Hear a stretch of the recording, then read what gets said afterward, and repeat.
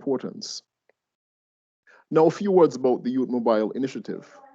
Youth Mobile focuses on training young girls, young boys to develop their coding skills. It seeks to empower them to innovate for sustainable development and to equip them with the relevant digital skills as well as the necessary attitudes to succeed in a world characterized by change and digital transformation. Now with me today to discuss these topics, I have Mr. Fackson Banda. He's the Chief of Documentary Heritage in UNESCO Paris. I also have with us Mr. Luigi Campi. He's a publisher in the editorial Campi in Italy. Mr. Johann Van Zanten is the head of the Studio Nord in Amsterdam, Netherlands. Unfortunately, he was not able to attend. He's not able to attend today, but he has a presentation which will be given by my colleague, Ms. Anna Lomtadze, who is an assistant program specialist in our Paris headquarters.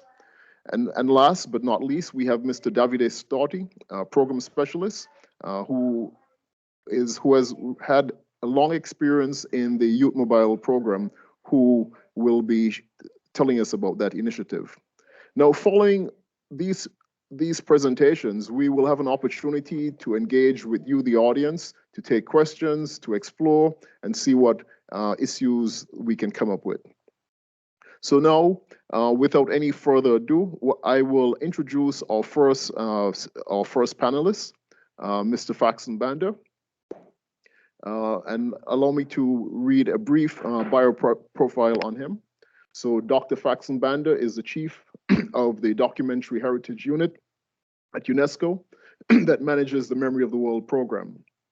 He has served at UNESCO for almost 10 years, working on the areas of media literacy, journalism, education, and media development. He is the winner of the 2008 MISA Press Freedom Award and is the SAB Limited UNESCO Chair of Media and Democracy in the School of Journalism and Media Studies at Rhodes University in Grahamstown, South Africa. He is a scholar of African political thought and media. He has taught and published in the areas of post-colonial theory and media, technology and development, civic education and communication, as well as community media and policy, among others. Faxon, you have the floor. Over to you. Thank you very much, Paul, and let me join you in thanking the ASBA Center for joining UNESCO to their REACH event. And so what I'm going to do is just give a programmatic overview of the Memory of the World program, and then link it to the two products that we're going to be offering you later today, the e-course as well as the e-calendar. And in doing so, I will reflect a little bit on why I think these products are in fact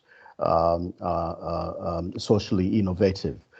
So to begin then, let me say to you that the Memory of the World program was set up in 1992 as a vehicle with three key objectives. The first one being to identify documentary heritage. In other words, people need to know that we have items of documentary heritage that are worthy of recognition, that we need to surface them so people can know that in their midst they do have these documents that speak to their history and so on and so forth. The second objective is obviously to preserve such documentary heritage, and thirdly, to enhance universal access to it so that people may enjoy such documentary heritage. Now, having said that, we also have got what we call a normative instrument, or a standard setting instrument, called the 2015 recommendation concerning the preservation of and access to documentary heritage, including in digital form. What this does is to provide a programmatic framework for the Memory of the World program in 5 key areas, 3 of which I've already pointed out: identifying documentary heritage, preserving it, and ensuring that it is accessible. Beyond that, there are two other objectives, which are more really about the environment. So you need to have an enabling policy environment that supports effective identification, effective preservation, and effective accessibility of documentary heritage. And also, in addition to that enabling policy environment, you do need to have national and international cooperation as a framework for the three objectives of the program to be attained.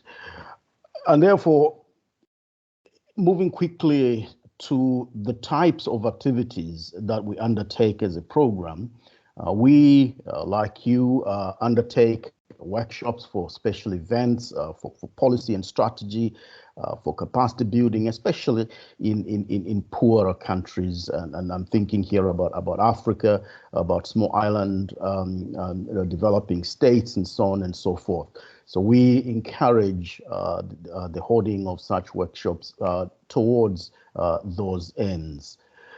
But also we've got publications, and we have issued one publication that is focused on low-cost digitization of documentary heritage in least developed countries and small island developing states. The idea there is to ensure that we can share knowledge, skills, and experiences in as far as the area of digitizing documentary heritage is concerned, particularly if we take into account the COVID-19 pandemic and how it limited access to important documents. We also have prizes and awards, the most important of which is the UNESCO GIGG Memory of the World Prize, which is funded by the Republic of Korea, and it recognizes excellency in documentary heritage preservation, whether by individuals or organizations. We are also involved in research and education, including on disaster risk reduction as a strategy for documentary heritage preservation. And then perhaps more importantly, and for the purpose of our discussion, we have the Memory of the World International Register, which was established in 1995, with the first inscriptions being added in 1997. Now, the items of documentary heritage that are on this register are judged to be of world significance. And for the purpose of Saudi Arabia, we have, in fact, one inscription from there, which is the earliest Islamic Kufic inscription. The idea there is to showcase these items of documentary heritage, draw attention to their existence, draw attention to their significance, and indeed draw attention to the need for their preservation for now and for posterity. Now, I do need to underline one issue, which is that we are now struggling to ensure that there is a representation of such items of documentary heritage from all regions serviced by UNESCO, but of course, so many are underrepresented, not least the Arab states. As you will see, that table indicates that we only have 13 inscriptions from that part of the world. And so our work is to try to make sure that we first of all raise awareness of the register, more importantly of the program itself, which is why we were happy to take on board this opportunity. In so doing, we might stimulate interest in the register, so getting our member states to look inside themselves and identify items of documentary heritage that they consider could be of world significance. Now, in trying to raise public awareness of the importance of documentary heritage, education is certainly an important vehicle. And so one of the things that we've been trying to do is to get people to understand that actually the inscriptions that we have on the register may be of educational value beyond just being enjoyed for their cultural value.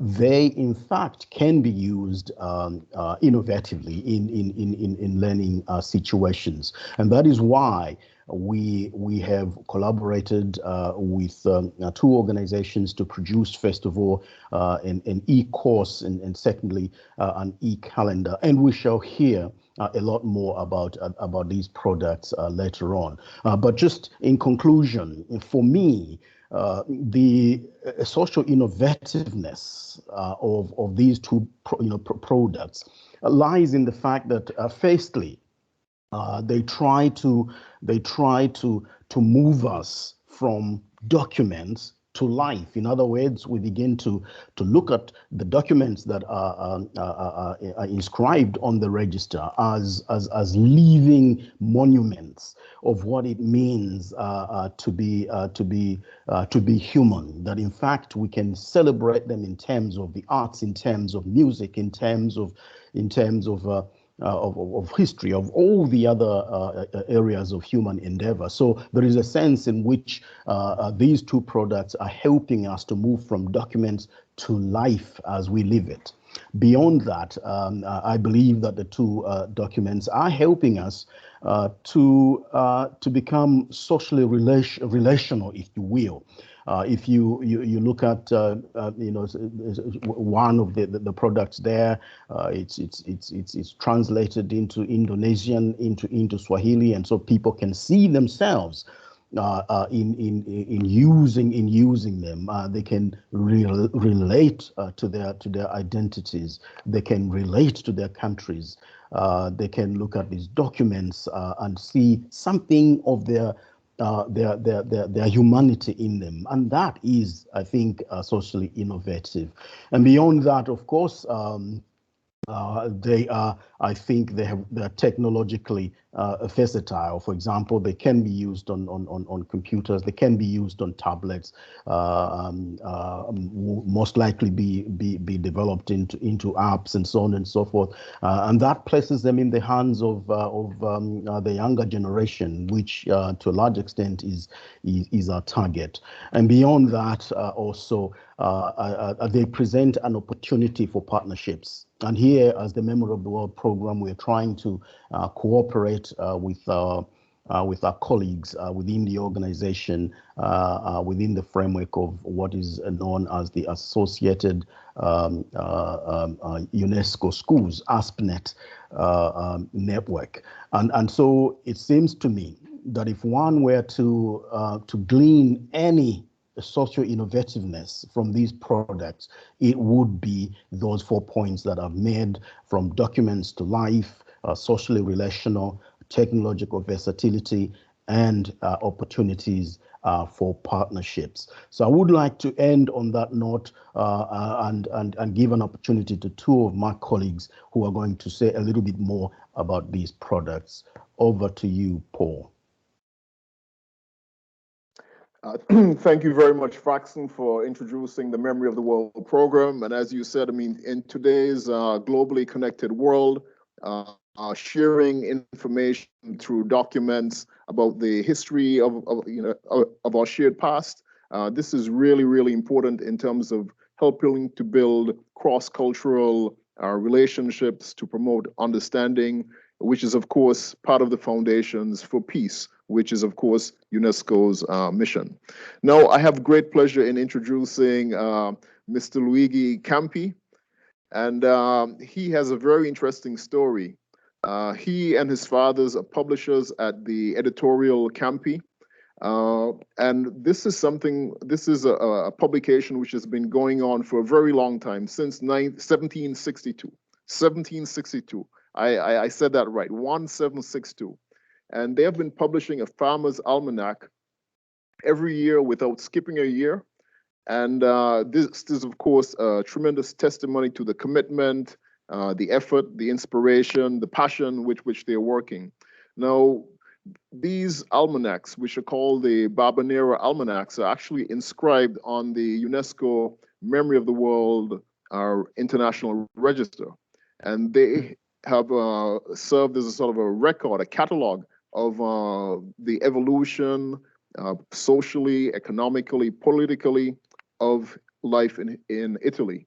So I invite Mr. Luigi to take the mic and to tell us about the work that you're doing. Thank you.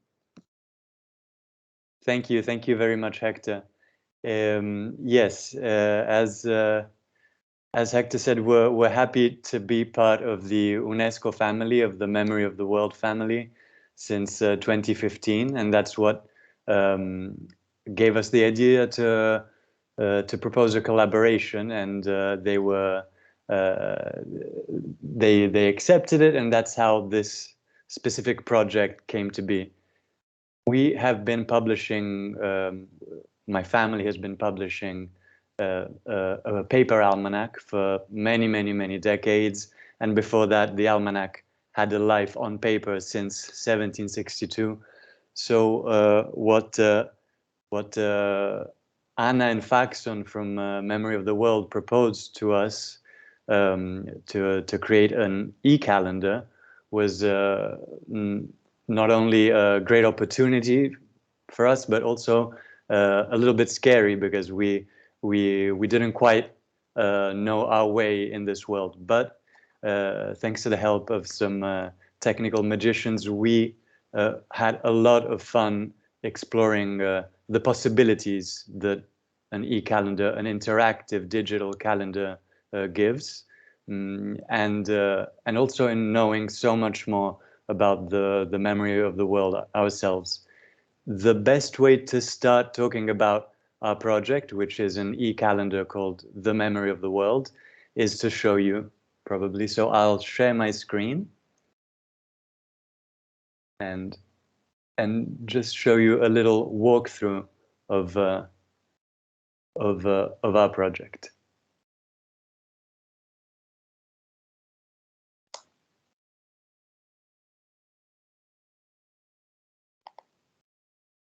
Here we go.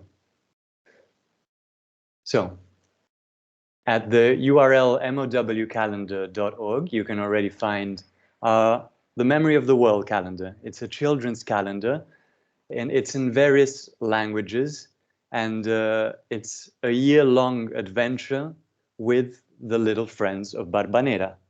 We call it an adventure because it is at heart a children's book with our two characters going on an adventure, and it's year-long because as calendar makers for 250 years, we thought we would give it the shape, the structure of a calendar. We enter and we can see an introduction to the story, and then we can start navigating the project either in the format of a map or in the format of a calendar. So we assigned each month to a different Memory of the World document. We're in February, so let's see what happens in February. The Phoenician alphabet is a beautiful, beautiful document from the Memory of the World, and it starts like this.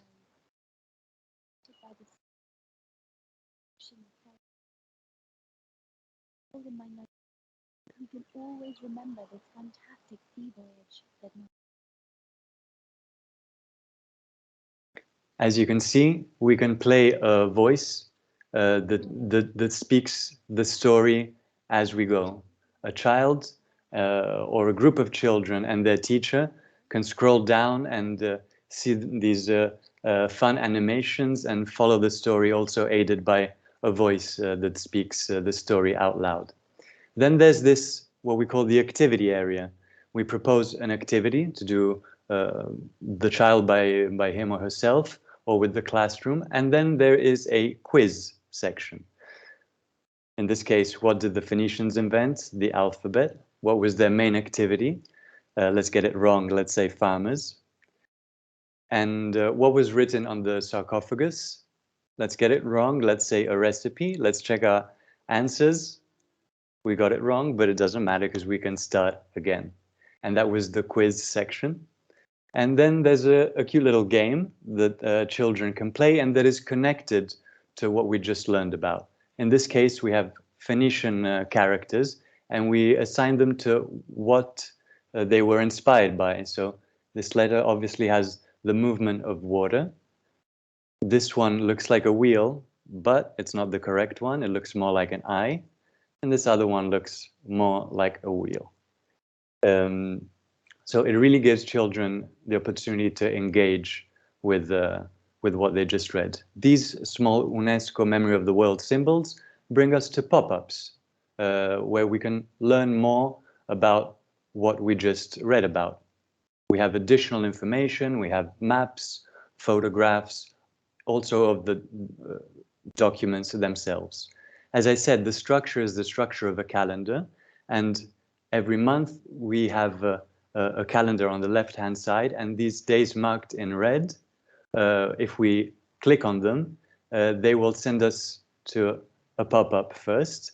Tells us that this day is the International Day of Women and Girls in Science, for example. And by clicking Learn More, we can go to the UNESCO page that speaks more in depth about that specific day. So this, in brief, is a sample page of our e-calendar. There are 12 months, and we chose 12 documents for this year. As I said, we can navigate either through a map, or we can navigate as we did month by month. The calendar is available at this moment in English, Spanish, Indonesian, Italian, of course, and Kiswahili.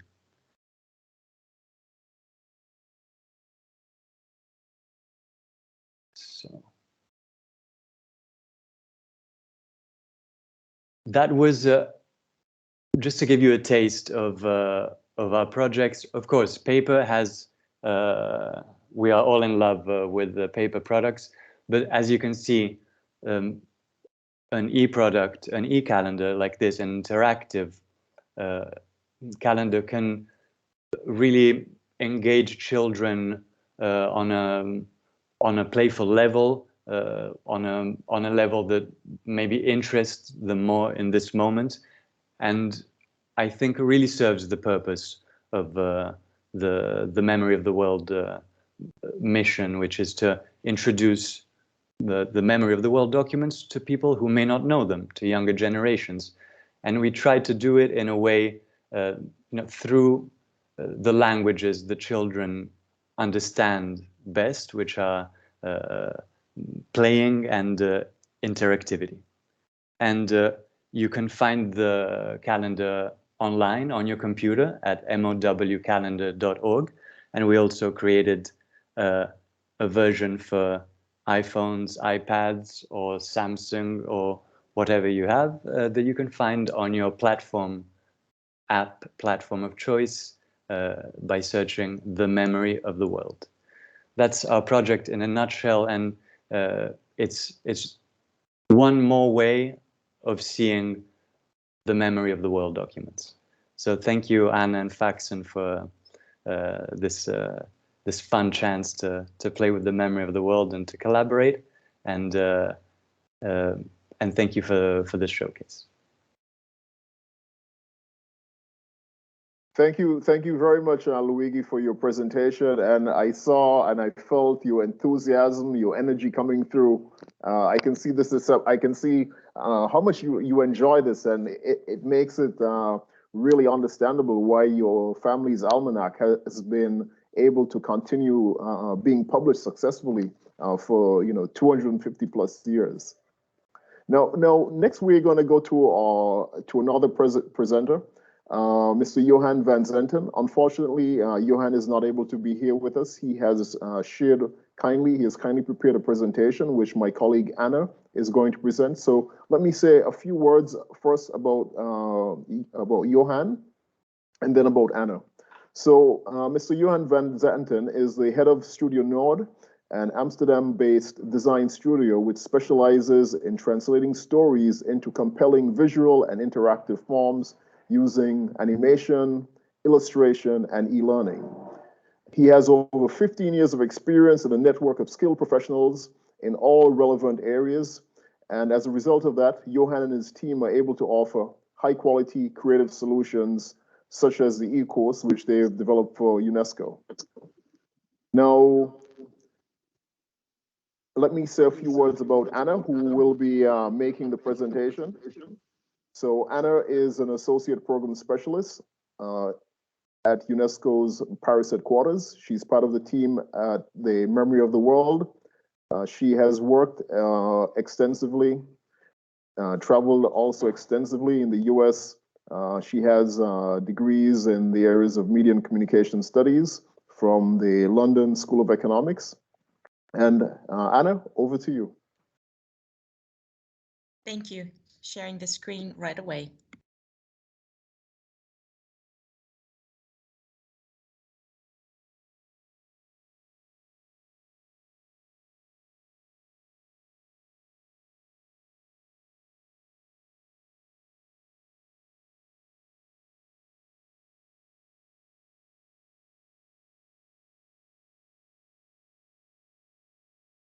I'm sorry. Can we increase the volume, please, Anna?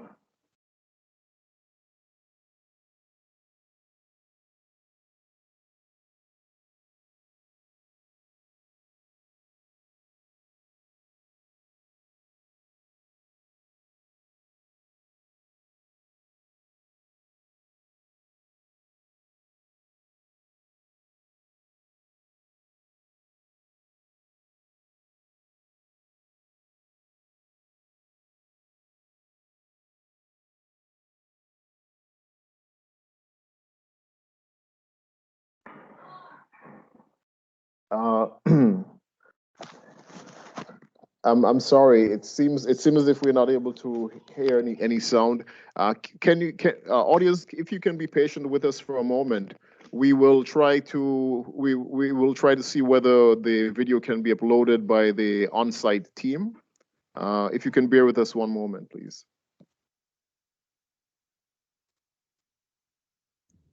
Did you hear it last time? No, we didn't hear it.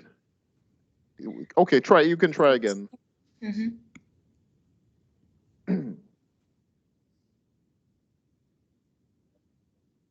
Is it working? No, I'm not hearing anything. Oh, I'm so sorry. Okay. Let's see if we can fix this quickly. Yes. Maybe what we can do in the interest of time is while we try to solve this technical problem, we move on to my colleague, Davide Storti, and have him present the Youth Mobile program. So let me introduce Davide. So Davide Storti, he is a UNESCO program specialist within the communication and information sector. His work is informed by the vision of promoting universal access to information and building inclusive knowledge societies. He currently works on media and information literacy and media development, and also coordinates the UNESCO Youth Mobile program. Through this initiative, that is Youth Mobile, he oversaw the deployment of projects in more than 30 countries around the world, fostering digital skills, and creating learning opportunities for numerous local communities. Prior to joining UNESCO, Davide, for several years, prior to his work on Youth Mobile, Davide led for several years the development of UNESCO's information storage and retrieval software, CDS ISIS, which is still used in libraries and documentation centers around the world. And prior to joining UNESCO, Davide worked as an independent software development consultant following his successful completion of studies in applied informatics. Davide, you have the floor. Thank you, Paul. Can you see my screen? Yes, we're seeing and hearing you loud and clear. Fantastic. Hello, everyone. Thank you, Paul, for this invitation. I'm very pleased to be with you today in this forum. So I would like to talk to you about our initiatives for digital skills and information literacy particularly. And I'll start by making the origin of this kind of work. So we've been hearing now from the Memory of the World. We've been seeing how the Memory of the World, for example, the documents were transformed into digital documents through this fantastic project which we just saw. And we see that actually technology is really everywhere, and it's continuing actually to impact all aspects of our lives. Not only digital technology, of course, technology since really the beginning of the times, basically. So we don't realize necessarily how this is really profoundly affecting or improving sometimes our daily experiences. But in fact, we have still maybe struggle because we don't understand, we don't see every time. We struggle maybe to see, okay, what is really our relationship with technology? Is this something that we actually are harnessing, we are using, or we are just using without even having consciousness of what is going on? So we can say that in a way that the digital transformation is an ongoing process which never stops, and it's fast growing, and unfortunately this also means that there are digital gaps as well which go with that. So when we put this in context, we have to see how this reality affects technology, how this is compare how this goes together, because we are in an epoch of high challenges. I mean, probably we were always in epochs of high challenges during the human history, but in recent times, of course, we are trying to focalize on a few global challenges. COVID pandemic is unfortunately one of the latest one, and climate change. But there are many other examples that we can go even just in the environment. This is the decade for oceans, for example. So how to preserve the oceans, etc. So in all these domains, actually, there is a part that technology can really play a fundamental role. And we have seen during the pandemic, for example, how this was changed our life literally. So we need to use technology to have access to information. We have to work every day to do our business, but we are also in a time where this information is actually overloading us, because it's everywhere. It is difficult to assess. Most of the time, we are overwhelmed. So we are not necessarily the instruments or the tools or the knowledge to make a judgment or a critical analysis of the information, or to be able to reuse this information. So there is unfortunately a really huge list of what we call the digital divides, or divides, which are geographical, which are gender-based, linguistic, the eve of the decade of the indigenous languages, for example. Of course, disabilities. There are so many digital divides that are actually giving us a very widely different kind of access, understanding, and ability to apprehend and to use information properly. And also, unfortunately, we have this experience of the disinformation, misinformation, which is, of course, as a consequence of all this situation. And this, of course, gives us calls for ways and tools for being able to react and to be able to become actors of the information society or the knowledge society. And one of these tools is media and information literacy, or media information competencies. which call for to grasp to have the instruments able to have a critical thinking versus information.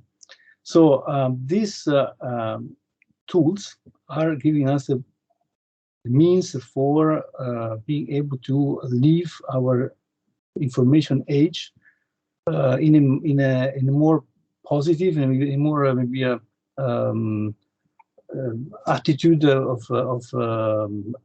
being active participants of the information and the digital society. We have then thought about some years ago that the Youth Mobile Initiative exists since now seven more years to dedicate a specific program to the learning of computer science coding, and it's a particular digital skill, and in particular to try to make people, young people particularly, understand how technology works from behind, and to see, okay, what's behind the screen, what's behind the tools that we use every day. So to try to understand what is happening. So every time that we click on something, every time we pick up a phone, every time we do a choice which entails a digital triggering at some point. So these are computer the development of complex learning skills from problem solving to mathematical skills. So this derived really from scientific knowledge, but it's actually helping us not only just to become a scientist, but also really to understand the world where we live in. So in doing this, UNESCO has started the program that is actually active in so many countries. As Paul was mentioning, we've been running projects in more than 35 countries, probably more worldwide, for basically giving training to young people, and with a range of from very young, so maybe even from 8 years old to grown up, young people looking for jobs, opportunity, employment. And we partnered also with larger companies in order to be able to scale up this kind of experience. And one example that I like to cite is the partnership with SAP, a larger company, a software development company, in a project called Africa Code Week, which is which gave along the years opportunity to almost 10 million people, and we still don't have the numbers for the last year, 2021, to initiate a journey into the learning of digital skills and computer programming. But it's not only about the kids; it's also about their environment, their parents. It's about the teachers, and so there is a really good outreach of the entire set of population, including decision makers, including also partners, sponsors, including also companies that may actually look at this kind of opportunities of training for having better informed citizens or clients, or if you're a company, or maybe a workforce which is more prepared for the digital work that is going to develop, and that today we don't really know what is going to be the future. So this kind of activity is also complemented with the specific programs that are targeting specific category of people. For example, we are running since now 3 years a program on women empowerment, which is specifically designed for computer science teachers, female, that are many times working in difficult conditions and trying to raise kids and try to give opportunities to their students to comprehend the digital world in which we are living. So trying to get them to acquainted to latest technologies, artificial intelligence, etc.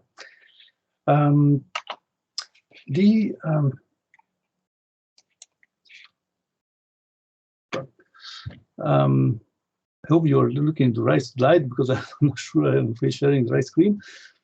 But anyway, so this whole program of training, it's basically giving opportunities to young people for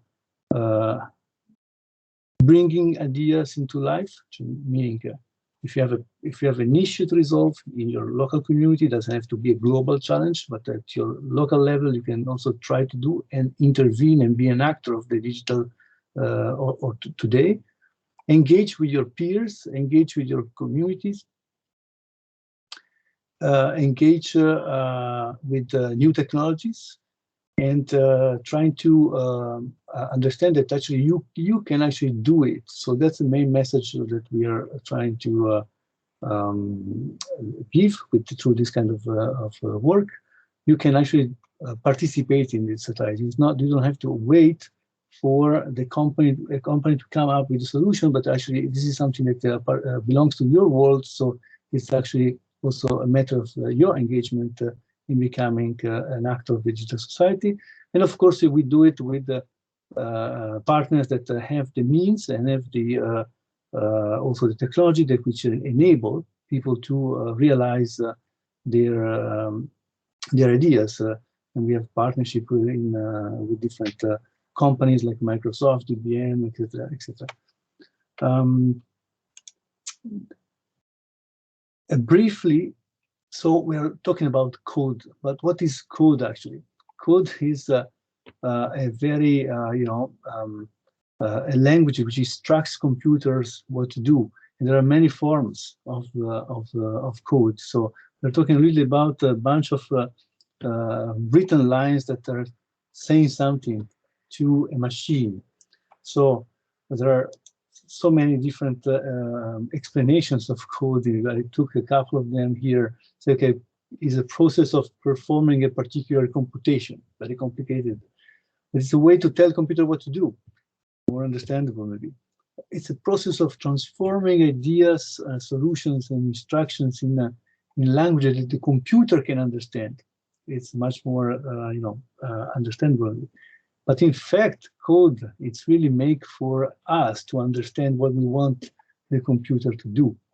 So it's actually a language for humans to be able to instruct the computers.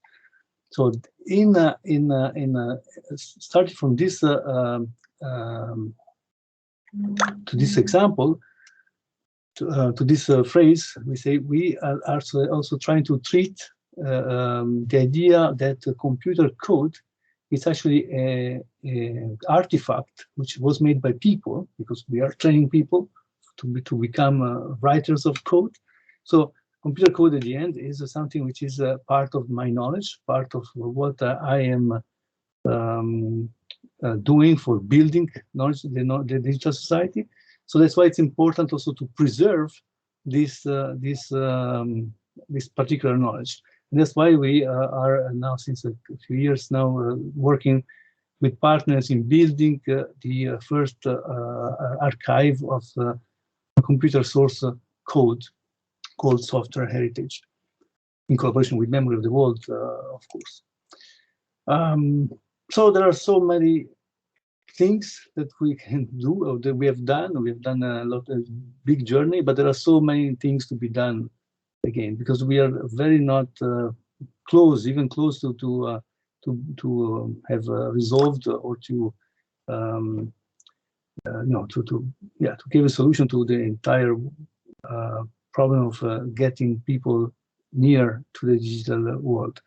So let's think about the statistics. I mean, more than half of the population has internet access, but the other half doesn't still have internet access. So how is digital talking to them?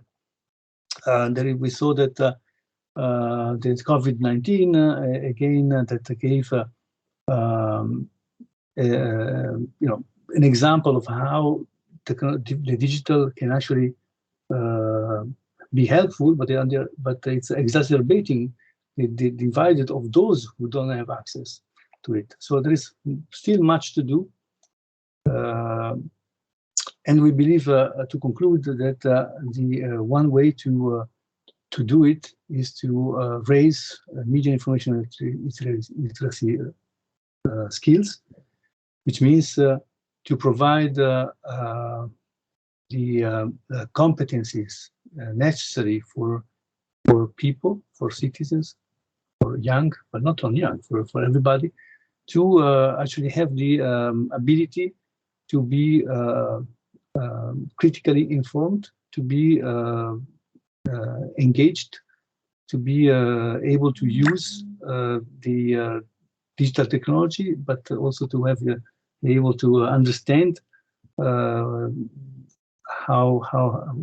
is the rights online, what are the ethical issues on the use of access to of information, what is how can you use the information for sustainable developments in this digital society. So we have this program that we are working on with many member states of UNESCO every year, which is called Media Information Literacy. And every year I invite all of you to participate. There's a Media Information Literacy Week, which is happening in October, sorry. And I invite you to participate next year for organizing local activities and raise the knowledge of everybody, young, not young, to a digital society. So with this, I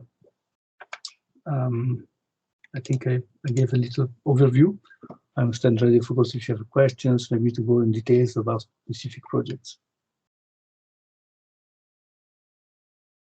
So thank you very much, Davide, for another very interesting and presentation where you highlighted the tremendous impact that Youth Mobile, Africa Code Week, and of course the Global Media and Information Literacy Week are having in terms of building the skills of youth, ensuring digital inclusion, digital participation, and of course supporting the intercultural exchanges that being part of a networked and digitally connected world makes possible. So thank you very much for that.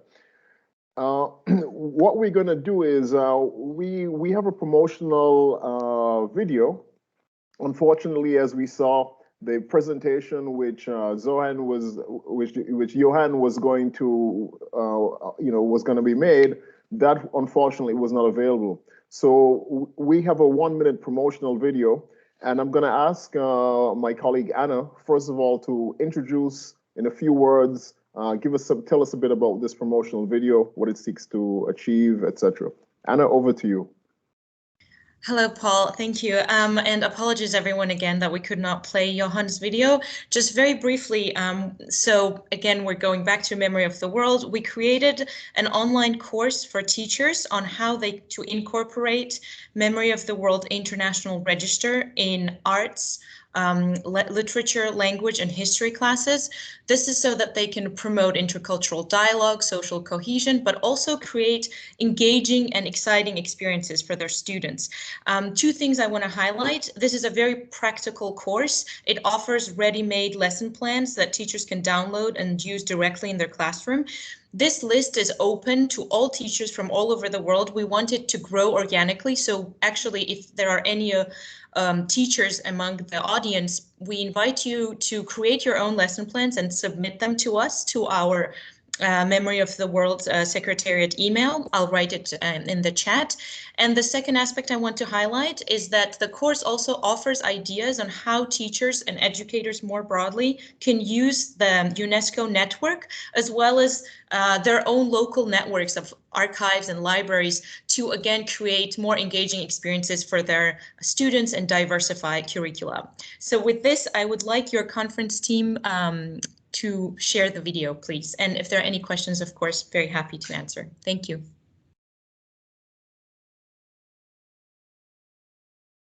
Thank you very much, Anna. We'll have the video now.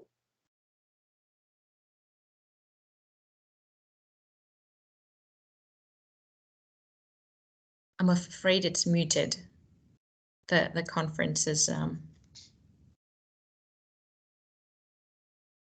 Conference team, it seems that you have the mute button on. if you could perhaps turn the mute off, that would be, maybe we'll be able to hear it. Thank you.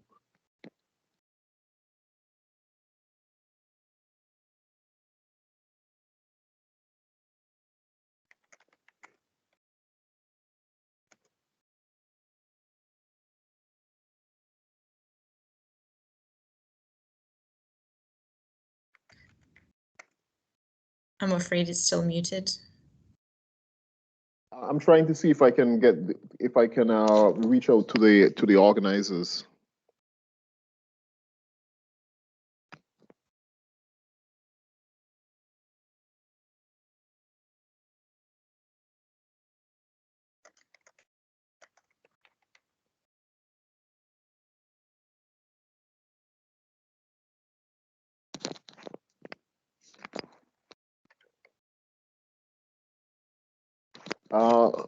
Might it be possible for us to replay it, maybe with it unmuted? Thank you.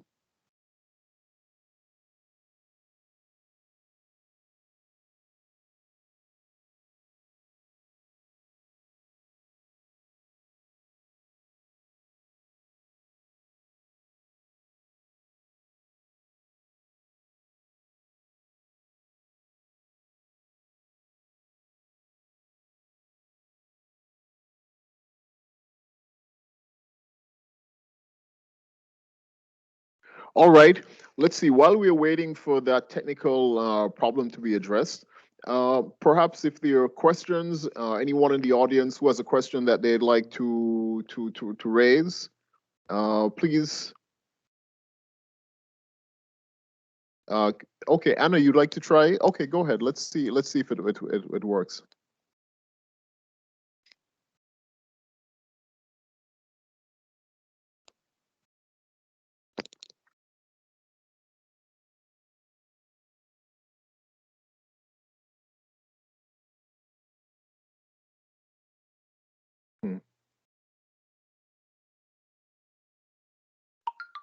No, I'm afraid it's conference team took over and is sharing it again, but it's still on mute. Okay. Okay. You know what? Maybe I will you can put get the link questions. in That's the chat. fine. Yes. Yeah, I'll put the link in the chat. You can all consult it in your own. Excellent. All right. So great. So now we have the opportunity for an interactive question and answer. Hopefully you have lots of ideas, thoughts that were sparked by the presentations that were given. And if you could kindly indicate raising your hand using the raise hand feature or typing your questions into the chat, we'll take them in order. Thank you. And also for those of you who are on the chat, just to let you know that Anna has shared with us the YouTube link as she promised. I will also make sure that I share this with Dr. Fatma Al-Sharif and their team so that they can make this available in the conference outcome documents and other materials that are circulated.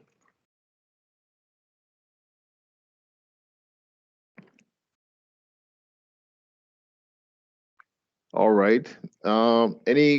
So far, no questions.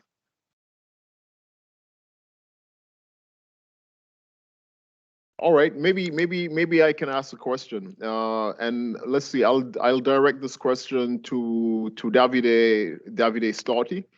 You talked about the Youth Mobile program. You talked about various activities. Maybe you could shed some light on maybe upcoming events, hackathons, other activities of interest to the social innovation community. And in a short while, I'll ask Faxon and Anna and also Luigi if they have any updates on upcoming events that people here in the social innovation, social entrepreneurship community might want to look out for. Over to you, Davide. Thank you, Paul. Right. In fact, it's true that we are this week, but we are going to have an event with Microsoft in the EMEA region, so Africa, Middle East, Europe, with the Microsoft. It's a virtual AI hackathon, so artificial intelligence for schools. So it's not a super big event in terms of participation, but we still have you know, some several dozens of schools participating. And so Dr. Paul, you have just 2 minutes. Yeah, so very quickly. So well, yeah, the first thing is really coming this week. The hackathon will be with the training, very short, quick training with Microsoft specialist on AI technologies, and schools they will have a couple of days to come up with ideas to understand how machine learning works, etc. So it's really exciting. We have done this last year as well. It's even with you, Paul, I remember, and I think it's an opportunity. If we have more opportunity to come, I'm really pleased to share this with you about the calendar for next events. I think you're muted, Paul. And if you thank you, Dr. Yeah, thank you, Dr. Paul, and for all doctors. It was very crowded and in our hall for listening to you guys and show you. Thank you for all. And the Saudi Kingdom actually honored to listen to you and being very happy for listening to you and listen to your session. Thank you very much. Thank you. It's been our pleasure. Bye bye. All right. Yeah, welcome.